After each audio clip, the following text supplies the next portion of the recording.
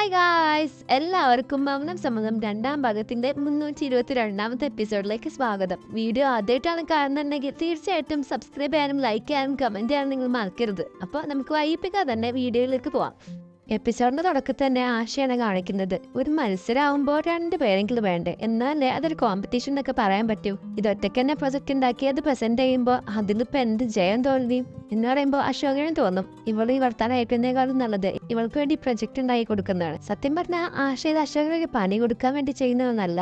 ആശയ്ക്ക് അത്രയും നേരം അശോകിന്റെ കൂടെ ഇരിക്കാൻ വേണ്ടിയിട്ടാണ്. ചെറിയ ചെറിയ തല്ലും തിരക്കൊക്കെ ആയി അവന്റെ കൂടെ ടൈം സ്പെൻഡ് ചെയ്യാൻ വേണ്ടിയിട്ടാണ് ആശ ഇങ്ങനെ ചെയ്യുന്നത്. പിന്നീട് കാണിക്കുന്ന സോജയാണ്. സോജ ആകെ മാനസികപരമായി തളർന്നിരിക്കുകയാണ്. പാത്രം ആയിക്കൊണ്ടിരിക്കുമ്പോൾ ആലോചിക്കുന്നത് മൊത്തം മാനസി പറഞ്ഞതും കൂടെ ഭരതും അച്ഛനും പറഞ്ഞ കാര്യങ്ങളൊക്കെയാണ്. ഇതെല്ലാം ആലോചിച്ച് വളരെ വിഷമത്തോടെ ഇങ്ങനെ ഇരിക്കുമ്പോഴാണ് കാവ്യമോൾ അങ്ങോട്ട് വരുന്നത്. അമ്മേ നമുക്ക് കളിക്കാം വാ. വേണ്ട മോളെ, മോള് പോയി കളിച്ചോ, അമ്മക്ക് പണിയുണ്ട്. അല്ല അമ്മക്ക് എന്താ പറ്റിയത്? അമ്മയ്ക്കൊന്നുമില്ല മോളെ, മോള് പോയിക്കോ. അമ്മേ വാ അമ്മേ കളിക്കാം. കാവ്യ, നിങ്ങളല്ലേ പറഞ്ഞത് പോവാൻ. ഇത് കേട്ട് കാവ്യ ആകെ പേടിച്ച് പോവാണ്. പിന്നീട് സോജ ഒരുപാട് കരയാണ്. സോജ വേണമെന്ന് വിചാരിച്ച് കാവ്യ വഴക്ക് പറഞ്ഞതല്ല. ഇതെല്ലാം കണ്ടുകൊണ്ട് നിൽക്കുന്ന അഞ്ജലി ആകെ ഷോക്കാവാണ്. എന്ത് പറ്റി ഇവൾക്ക്? എന്തിനാ ഇവൾ കരയുന്നത്? എന്തെങ്കിലും സംഭവിച്ചോ എന്ന് ആലോചിച്ചിങ്ങനെ ടെൻഷൻ അടിച്ച് നിൽക്കുകയാണ്. പിന്നീട് കാണിക്കുന്നത് അശോക് പ്രൊജക്റ്റ് ഉണ്ടാക്കി കൊടുക്കുന്നതാണ്. ആശയാണെങ്കിൽ അതൊന്നും ശ്രദ്ധിക്കാതെ അശോകിന്റെ മുഖത്തോടെ എന്താ നോക്കി ഇങ്ങനെ നിൽക്കുകയാണ്. അപ്പൊ അശോക് പറയും, അതെ എന്തായി നോക്കിക്കൊണ്ടിരിക്കുന്നത്? പ്രൊജക്ട് നടക്കുന്ന കമ്പ്യൂട്ടറിലാണ്, അല്ലാതെ എന്റെ മുഖത്തല്ല. അപ്പൊ ആശ പറയും, അതെ അശോക്, ഞാനതിന് നിങ്ങളെ നോക്കുന്നില്ല, ഞാൻ നിങ്ങൾ ചെയ്യുന്നത് കറക്റ്റ് ആണോ എന്ന് നോക്കുകയാണെന്ന് പറയും. എന്നാ ഫസ്റ്റ് ടോപ്പിക് എന്താന്ന് പറ, അതനുസരിച്ച് ഞാൻ എഴുതരാന്ന് പറഞ്ഞുകൊണ്ട് അശോക് ചോദിക്കുകയാണ്. അപ്പോൾ അശോക് കുറേ ഡീറ്റെയിൽസ് ഒക്കെ തന്നെ പറഞ്ഞു കൊടുക്കും. അപ്പം അശോക് അതിനനുസരിച്ച് അശോകിൻ്റെതായിട്ടുള്ള രീതിയിൽ ഇങ്ങനെ ഉണ്ടായി കൊടുക്കുകയാണ്. അപ്പോൾ അശോകിൻ്റെ മനസ്സിൽ പറയും, എന്നെക്കാൾ നന്നായിട്ടാണല്ലോ ഓരോ പാരഗ്രാഫൊക്കെ ഉണ്ടാക്കുന്നതെന്ന് പറഞ്ഞ് അതിങ്ങനെ കണ്ട് ഇമ്പ്രസ് ആയി ഇങ്ങനെ ഇരിക്കുക ആശ. പിന്നെ ആണെങ്കിൽ ആശ മെല്ലെ അശോക് അറിയാതെ ഇങ്ങനെ കസാര ഇങ്ങനെ അടുത്തേക്ക് നീക്കിക്കൊണ്ട് ഇങ്ങനെ വരികയാണ്. അപ്പോൾ അശോക് പെട്ടെന്ന് നോക്കിയിട്ട് പറയും, എന്നാ എൻ്റെ മടി കയറി ഇരിക്കുന്നു പറയും. അപ്പോൾ ആശയാണെങ്കിൽ ഇത് പറയാൻ കാത്തുന്ന പോലെ ആശ അത് നല്ലൊരു ഐഡിയ ആണെന്ന് പറഞ്ഞുകൊണ്ട് ആശ ഉടനെ തന്നെ അശോകിന്റെ മടി കയറിയിരിക്കുകയാണ്. നമുക്ക് എത്ര അനുസരിക്കുന്ന ഭാര്യ ഞാനല്ലേ എന്ന് പറഞ്ഞിരിക്കും. അപ്പണേ അശോക് ഒന്ന് എഴുന്നേറ്റ് പോകുന്നു പറഞ്ഞ ആശയെ തട്ടി മാറ്റുകയാണ്. അതെ, നിനക്ക് വേണ്ടിയാണ് ഈ പ്രൊജക്ട് ഉണ്ടാക്കി തരുന്നത്. നിനക്ക് ഇത് ഉണ്ടാക്കി തരണമെന്നുണ്ടെങ്കിൽ നീ ഒരു സ്ഥലത്ത് മര്യാദക്ക് ദൂരെ മാറിയിരിക്കണം, അല്ലാതെ എന്നെ ഇങ്ങനെ ശല്യപ്പെടുത്തിയാൽ ഞാൻ ഉണ്ടാക്കി തരില്ല, നീ ഒറ്റയ്ക്ക് തന്നെ ഉണ്ടാക്കിയാൽ മതി.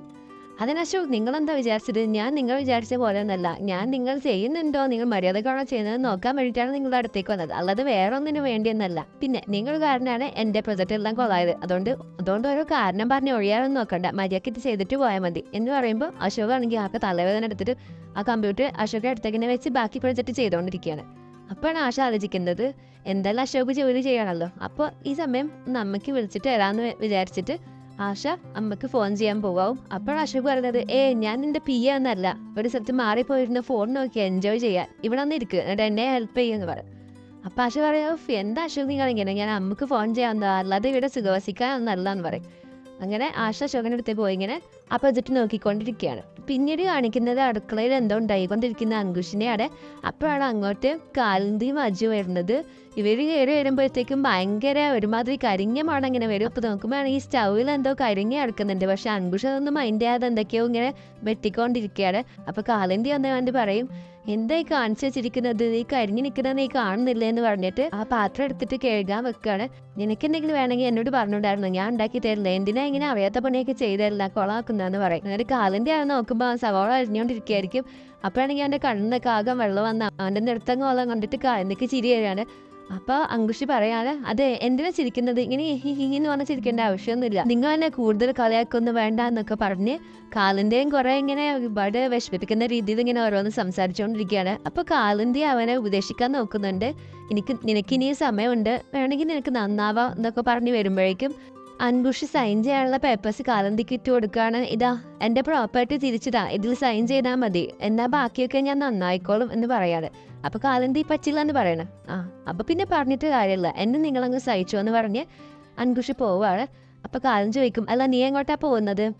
അപ്പൊ അൻകുഷി പറയും, നിങ്ങൾ എന്നെ ചെറിയ കുട്ടിയാവുമ്പോൾ ഒറ്റക്കാക്കി നിങ്ങൾ എങ്ങോട്ടാ പോയില്ലേ, അപ്പം ഞാൻ നിങ്ങളോട് ചോദിച്ചു നിങ്ങൾ എങ്ങോട്ടാ പോകുന്നതെന്ന്. അപ്പോൾ ഇപ്പം ഞാൻ എങ്ങോട്ടാ പോകുന്നതെന്ന് ചോദിക്കാനുള്ള അവകാശം നിങ്ങൾക്കില്ല എന്ന് പറഞ്ഞിട്ട് അൻകുഷ് അവിടുന്ന് പോവാണ്.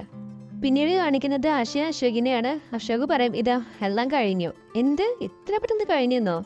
അതിന് ഞാൻ എൻ്റെ പോലെ അത്ര സ്ലോ ഒന്നുമല്ല, വേഗം കഴിയും എന്ന് പറയണം. അങ്ങനെ ആശ ചെക്ക് ചെയ്ത് നോക്കുമ്പോൾ എല്ലാം ശരിയായി ചെയ്തു കഴിഞ്ഞിട്ടുണ്ട്.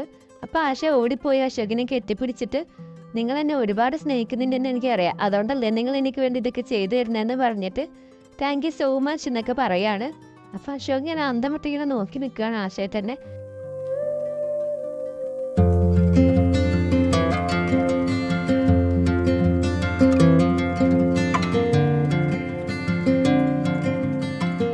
അപ്പം അശോകിന് പെട്ടെന്ന് ഒരു കോൾ വരും. എന്നിട്ട് അശോക് പോവാൻ നിൽക്കുമ്പോൾ ആശ പറയും, Ashok I love you so much എന്ന് പറയും. നീ എന്നെ ഇത്ര സ്നേഹിക്കേണ്ട ആവശ്യമൊന്നുമില്ല, ഇന്ന് നീ തന്നെ വീട്ടിലേക്ക് പോയിക്കോ, ഞാൻ നിന്നെ വീട്ടിൽ വിടാനൊന്നും വരുന്നില്ല എന്ന് പറയും. അപ്പം ആശ ഇത് തന്നെയാണ് എനിക്ക് വേണ്ടത്, നിങ്ങൾ തന്നെ ഒരിക്കലും വിട്ടു പോകാൻ പാടില്ല എന്ന് പറയും. അപ്പം അശോക് അറിയും ഇവിടെ ഒന്ന് പറഞ്ഞിട്ട് കാര്യമുള്ളതെന്ന് പറഞ്ഞിട്ട് അശോക് പോവാണ്. അപ്പം ആശ പറയും, എന്തായാലും എൻ്റെ ജോലിക്ക് നേരത്തെ തന്നെ കഴിഞ്ഞല്ലോ, ഇനി നേരത്തെ തന്നെ വീട്ടിലേക്ക് പോവാം, എന്തായാലും അശോക് വാണിയും ചെയ്തല്ലേ കൊണ്ടാക്കില്ലെന്ന്, അപ്പം പിന്നെ കൂടുതൽ ഉറപ്പിക്കാൻ നിൽക്കണ്ടെന്ന് പറഞ്ഞിട്ട് ആശ എന്നെ പോവാന്ന് വിചാരിക്കും. പിന്നീട് കാണിക്കുന്നത് ആകെ വിഷമിച്ചിരിക്കുന്ന സോജയാണ്. അത് കണ്ടോണ്ട് അങ്ങോട്ട് അഞ്ജലി വരികയാണ്. സോജ, നിനക്ക് എന്താ പറ്റിയത്? ഞാൻ രാവിലെ തൊട്ട് നിന്നെ ശ്രദ്ധിക്കുകയാണ്, നിന്നെ ഇങ്ങനെ വിഷമിച്ചിരിക്കുന്ന ഞാൻ ഇതുവരെ കണ്ടിട്ടില്ലല്ലോ എന്ന് പറയുമ്പോൾ സോജ ഓടി അഞ്ജലിയുടെ അടുത്തേക്ക് വരാൻ നിൽക്കുമ്പോഴേക്കും അവരുടെ ഇടയ്ക്കുള്ള ആ ഒരു കയറ് സോജ കാണുകയാണ്. അപ്പൊ സോജ ഒന്നും പറയാൻ പറ്റാതെ കരഞ്ഞുകൊണ്ട് തിരിച്ച് അങ്ങോട്ട് തന്നെ പോവാണ്. ഇത് കാണുന്ന അഞ്ജലിക്ക് മനസ്സിലാവും കാര്യമായിട്ട് എന്തോ പ്രശ്നം ഉണ്ടെന്ന്. അങ്ങനെ സോജയുടെ വിഷമം കണ്ടുകൊണ്ട് അഞ്ജലി ആ കയറെല്ലാം മാറ്റി സോജയുടെ അടുത്തേക്ക് പോവാണ്.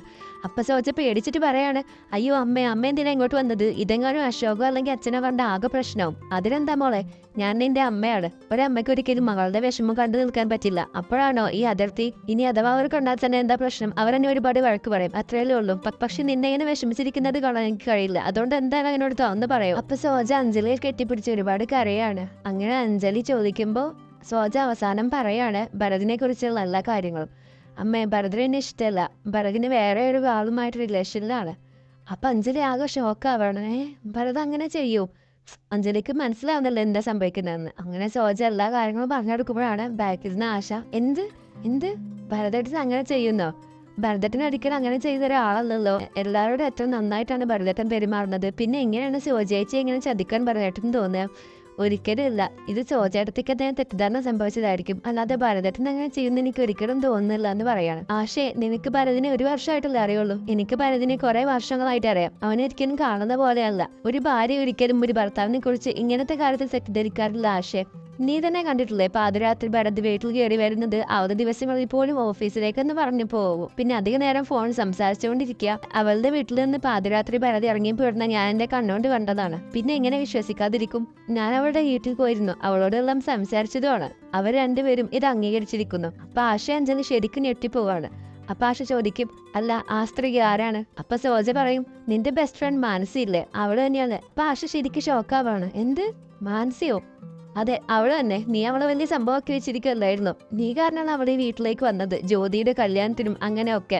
അവരെങ്ങനെയൊരു അവസരം കാത്തിരിക്കുമ്പോ നീ അതെല്ലാം ഒരുക്കി കൊടുക്കായിരുന്നു ചെയ്തിരുന്നത് ആശയം. അയ്യോ, സോജേച്ചി എന്നെ തെറ്റിദ്ധരിച്ചിരിക്കുകയാണ്, എനിക്കിതൊരിക്കലും അറിയില്ലായിരുന്നു. മാനസിയും ഭരതേട്ടനും തമ്മിലുള്ള ബന്ധം അറിയുകയാണെങ്കിൽ ഞാൻ ഒരിക്കലും അവളെ ഇങ്ങോട്ട് വിളിക്കില്ലായിരുന്നു. അപ്പൊ അഞ്ജലി പറയാണ്, ഞാൻ ഇത് സാറിനോടൊന്നും സംസാരിച്ചിട്ട് തരാമെന്ന്. അപ്പൊ സോജ പറയും, വേണ്ട അമ്മേ, ഇത് അച്ഛനോട് സംസാരിച്ചിട്ട് കാര്യമില്ല, ഞാൻ ഒരു വട്ടം പറഞ്ഞതാണ്. അപ്പൊ അച്ഛൻ പറഞ്ഞു, ഭർത്താവ് വീടിന്റെ പുറത്ത് എന്തൊക്കെ ചെയ്യുന്നുവെന്ന് അറിയേണ്ട ആവശ്യം ഭാര്യയ്ക്കില്ലാന്ന്. അപ്പൊ അഞ്ജലി പറയാണ്, ഈ കാര്യത്തിൽ സാർ ഇങ്ങനെ ഒരു തീരുമാനം എടുക്കും ഞാൻ ഒരിക്കലും വിചാരിച്ചില്ല. അങ്ങനെ അഞ്ജലി ആകെ വിഷമിച്ചിരിക്കുകയാണ്. അപ്പോഴാണ് ആശ ആലോചിക്കുന്നത്, മുൻപ് ഒരു റെസ്റ്റോറന്റിൽ വെച്ച് ഭരതും മാനസിനെയും അശോകും ഒരുമിച്ചിരിക്കുമ്പോൾ കാണുന്നത്. അപ്പൊ അവിടെ സോജ ഉണ്ടായിരുന്നു. അപ്പൊ അവരിങ്ങനെ സംസാരിച്ചതിനെ കുറിച്ച് ഇങ്ങനെ ആലോചിച്ചിങ്ങനെ നിൽക്കുമ്പോഴാണ് ആശയ്ക്കും മനസ്സിലാവുന്നത് ഇത് ശരിയാണെന്ന്. അങ്ങനെ സോജയുടെ കൈ പിടിച്ചുകൊണ്ട് ആശ പുറത്തേക്ക് കൊണ്ടുപോവാണ്. അപ്പൊ സോജ പറയും, എന്തിനാ ആശ എന്നെ കൊണ്ടുപോകുന്നത്? അപ്പൊ ആശ പറയും, വാ നമുക്ക് മാനസിയുടെ വീട്ടിലേക്ക് പോയി അവളോട് സംസാരിക്കാന്ന് പറയും. അങ്ങനെ സോജയും കൊണ്ട് മാനസിയുടെ വീട്ടിലേക്ക് ചെല്ലുകയാണ് ആശ. പിന്നീട് കാണിക്കുന്നത് കാലന്തിയുടെ വീടാണ്. അവരുടെ ഉള്ളിൽ ഇങ്ങനെ പണിയെടുത്തോണ്ടിരിക്കുമ്പോഴായിരിക്കും പുറത്തുനിന്ന് ഭയങ്കര ശബ്ദം കേൾക്കുന്നത്. അപ്പൊ ഇറങ്ങി നോക്കുമ്പോൾ അൻകുഷും കുറച്ച് കുട്ടികൾ അവിടെ ഇരുന്ന് ഇങ്ങനെ കളിച്ചുകൊണ്ടിരിക്കുകയാണ്. അപ്പോഴാണ് കാലന്തി വെക്കുന്നത്, എന്താ ഇവിടെ നടക്കുന്നത്? അപ്പൊ അൻകുഷ് ചോദിക്കും, ഹേ, നിങ്ങൾക്കൊന്ന് വെറുതെ വിട്ടൂടെ, എന്തെയ്താലും നിങ്ങൾക്ക് പ്രശ്നമാണോ? ഒന്ന് ചില്ലായി നടന്നവ നിങ്ങൾക്ക്. ഇനി അഥവാ നിങ്ങൾക്ക് ചില്ലാവുന്നുണ്ടെങ്കിൽ എൻ്റെ അച്ഛൻ്റെ അടുത്തേക്ക് പോയാൽ മതി, പിന്നെ നിങ്ങൾക്ക് വളരെയധികം മനോഹരമായ ജീവിതമായിരിക്കുന്നു. എന്താ നിങ്ങൾ ഇങ്ങനെ ഷോക്കായി എടുക്കുന്നത്? നിങ്ങൾ എന്നോട് എപ്പോഴും ഇങ്ങനെ ചോദിച്ചുകൊണ്ടിരിക്കാറില്ല, എങ്ങോട്ടാ പോകുന്നത്, എന്താ ചെയ്യുന്നത്? നിങ്ങളോട് ഇങ്ങനെ എത്രയും പറയാൻ എനിക്ക് വയ്യ. അതുകൊണ്ട് ഞാൻ വിചാരിച്ചു ഇനി എന്തെങ്കിലും ചെയ്യാന്ന് നിങ്ങളെ മുമ്പ് തന്നെ ചെയ്യാന്ന്. അപ്പൊ പിന്നെ നിങ്ങളുടെ ചോദ്യം കേട്ട് അതിനിങ്ങനെ ഉത്തരം പറഞ്ഞ് മടുക്കേണ്ട ആവശ്യം എനിക്കില്ലല്ലോ. അതുകൊണ്ട് ഞാനിപ്പോ ഇവിടെ ഇപ്പൊ കളിക്കാം, എന്നെ ഒന്ന് വെറുതെ വിട്ടേക്ക്. പിന്നെ കുറച്ചേരം കഴിയുമ്പോൾ നല്ല ചൂട് ചായ കൊണ്ട് കൊണ്ടുവരണം, എനിക്കും എൻ്റെ പിള്ളേർക്കും. പിന്നെ അത് നിങ്ങൾ കൊണ്ടുവരണമെന്നില്ല, ആ ബാക്കിൽ നിൽക്കുന്ന ഓൾറെഡി കൊണ്ടുവരാൻ പറഞ്ഞാൽ മതി. അങ്ങനെയും അവർക്ക് എന്തെങ്കിലുമൊക്കെ പണി ഇട്ടിട്ടെന്നേ എന്ന് പറഞ്ഞ് അൻകുഷി പോവുകയാണ്. പിന്നീട് കാണിക്കുന്നത് മാനസിയാണ്. മാനസി ഭരതിന്റെ അവളുടെ ഫോട്ടോ നോക്കി ഇങ്ങനെ പറയാണ്, ഭരത് ഒരിക്കലും എന്നിൽ നിന്ന് അകലാൻ കഴിയില്ല. അപ്പോഴാണ് ആരോ കോളിംഗ് ബെൽ അടിക്കുന്നത്. അപ്പോൾ ആ വീട്ടിലുള്ളൊരു മേഡിനോട് അവ അതിലൊന്ന് തുറന്ന് ആരാ നോക്കാൻ പറയാണ്. അപ്പൊ അവര് പറയും, ഇതാ മാഡത്തിനെ കാണാൻ ആരോ വന്നിട്ടുണ്ടെന്ന് പറയും. അപ്പൊ നോക്കുമ്പോ അത് ആശയും സോജയാണ്. മാനസിയാണെങ്കിൽ അടുത്ത് തലവേദന വന്നോന്നും പറഞ്ഞോണ്ട് ഇങ്ങനെ നോക്കിയിരിക്കുകയാണ്. അങ്ങനെ മാനസി ആളുടെ അടുത്തേക്ക് പോയി, ആശ നീ എന്താ ഇപ്പൊ ഇങ്ങോട്ട് വന്നതെന്ന് ചോദിക്കുകയാണ്. അപ്പൊ ആശ പറയാണ്, സോജേടത്തിനോട് പറഞ്ഞതൊക്കെ ശരിയാണോ മാനസി എന്ന് ചോദിക്കുകയാണ്. അപ്പൊ മാനസി യാ ഇറ്റ്സ് ട്രൂ എന്ന് പറയാണ്. അപ്പോൾ ആശ ചോദിക്കും, മാനസി ഞാൻ നിന്നെ നല്ല സുഹൃത്തായാണ് കണ്ടത്, പക്ഷേ നീ എന്തൊക്കെയാണ് ഈ ചെയ്യുന്നത്? നീ എന്തൊക്കെ ചെയ്താലും അത് വളരെ വലിയൊരു തെറ്റാണെന്ന് പറയാണ്. അപ്പൊ മാനസി പറയും, ആശ നീ എന്തിനാ ഇതിലൊക്കെ ഇടപെട്ട് വലിയ വിഷയമാക്കുന്നത്? അതെങ്ങനെ ഇടപെടാതിരിക്കും? ഇത് എന്റെ കുടുംബ പ്രശ്നമാണ്, അതിപ്പോ നിന്റെ അടുത്ത് വരെ എത്തിയിരിക്കുകയാണ്. പക്ഷെ ആശ, പ്രണയം എന്ന് പറയുന്നത് ആർക്ക് വേണമെങ്കിലും ആരോട് വേണമെങ്കിലും എപ്പോ വേണമെങ്കിലും തോന്നാവുന്ന ഒരു കാര്യമാണ്. അതിൽ നിന്റെ ഭരതായിട്ടും നിന്റെ സോജായിട്ടത്തെ ഇഷ്ടമില്ല, പകരം എന്നെ ഇഷ്ടപ്പെടുന്നു. അതിലിപ്പോ ഞാൻ എന്ത് തെറ്റ് ചെയ്തിട്ടാണ് ആശയം? അത് തെറ്റ് തന്നെയാണ് മാനസി. ഭരത് കല്യാണം കഴിച്ചതാണ്, സോജ ഭരതിന്റെ ഭാര്യയാണ്. ഭാര്യ ഭർത്താക്കന്മാരാകുമ്പോൾ ഒരുപാട് പ്രശ്നങ്ങളുണ്ടാവും, ഒരുപാട് വ്യത്യാസങ്ങളുണ്ടാവും. എന്നതിനർത്ഥം അവർ വേറെ ഒരാളെ സ്നേഹിച്ച് അവരുടെ കൂടെ നടക്കണമെന്നല്ല. ഇത് നീ സമ്മതിച്ചാലും ഇല്ലെങ്കിലും നീ ചെയ്യുന്നത് വളരെ വലിയൊരു തെറ്റാണ്. ആശ, നീ എന്താണ് വിചാരിച്ചിരിക്കുന്നത്? ഞാനൊരു ചെറിയ കുട്ടിയൊന്നുമല്ല. എനിക്ക് ശരി എന്താണ് തെറ്റെന്താണെന്ന് നന്നായിട്ടറിയാം. അത് നീ എനിക്ക് പറഞ്ഞു തരേണ്ട ആവശ്യമില്ല. ഇത് കേട്ട് ആശയും സോജയും ആകെ ഷോക്കായി നിൽക്കുകയാണ്. ഇതോടുകൂടി 322ാമത്തെ എപ്പിസോഡ് ഇവിടെ കഴിയാണ്. ഇനി എന്തൊക്കെയാണ് സംഭവിക്കാൻ പോകുന്നതെന്ന് നമുക്ക് അടുത്ത എപ്പിസോഡിൽ കാണാം. അപ്പോൾ ആരെങ്കിലും സബ്സ്ക്രൈബ് ചെയ്യാതെ കാണുന്നുണ്ടെങ്കിൽ ദയവായി സബ്സ്ക്രൈബ് ചെയ്യുക. കൂടെ ലൈക്കും നിങ്ങളുടെ അഭിപ്രായങ്ങളെല്ലാം കമൻറ്റായി ചെയ്യുക. പിന്നെ നമ്മൾ നേരത്തെ എപ്പിസോഡ് പറഞ്ഞിരുന്നു അപ്ലോഡ് ചെയ്യുന്നതിന് എല്ലാ ദിവസവും അപ്ലോഡ് ചെയ്യാൻ പറ്റില്ല എന്ന്. അപ്പോൾ നമ്മളെങ്ങനെയാണ് അപ്ലോഡ് ചെയ്യുന്നത് വെച്ചാൽ തിങ്കളാഴ്ച, പിന്നെ ബുധൻ, പിന്നെ വെള്ളി, പിന്നെ ഞായർ, ഇങ്ങനെയായിരിക്കും. അതായത് ഓരോ ദിവസം ഇടവിട്ടാണ് അപ്ലോഡ് ചെയ്യുന്നത്. ഇപ്പം ഞായറാഴ്ച അപ്ലോഡ് ചെയ്തതിന് ശേഷം പിന്നീട് ചൊവ്വാഴ്ച ആയിരിക്കും അപ്ലോഡ് ചെയ്യുക, പിന്നെ വ്യാഴം, പിന്നെ ശനി, പിന്നെ തിങ്കൾ, അങ്ങനെ ആണ് അപ്ലോഡ് ചെയ്യാൻ പോകുന്നത്. യൂട്യൂബിൽ അപ്ലോഡ് ചെയ്ത് കഴിഞ്ഞ ഉടനെ തന്നെ നമ്മൾ ഇൻസ്റ്റാഗ്രാമിലും അതേ എപ്പിസോഡ് ഹിന്ദിയിൽ അപ്ലോഡ് ചെയ്യുന്നതായിരിക്കും. അപ്പോൾ ഇത് രണ്ടും കൂടി കാണുമ്പോൾ നിങ്ങൾക്ക് എന്തായാലും ക്ലിയർ ആയിട്ട് മനസ്സിലാവുന്നേ വിശ്വസിക്കുന്നു. അപ്പോൾ അടുത്ത എപ്പിസോഡായിട്ട് വീണ്ടും കാണുന്നത് വരെ ബൈ.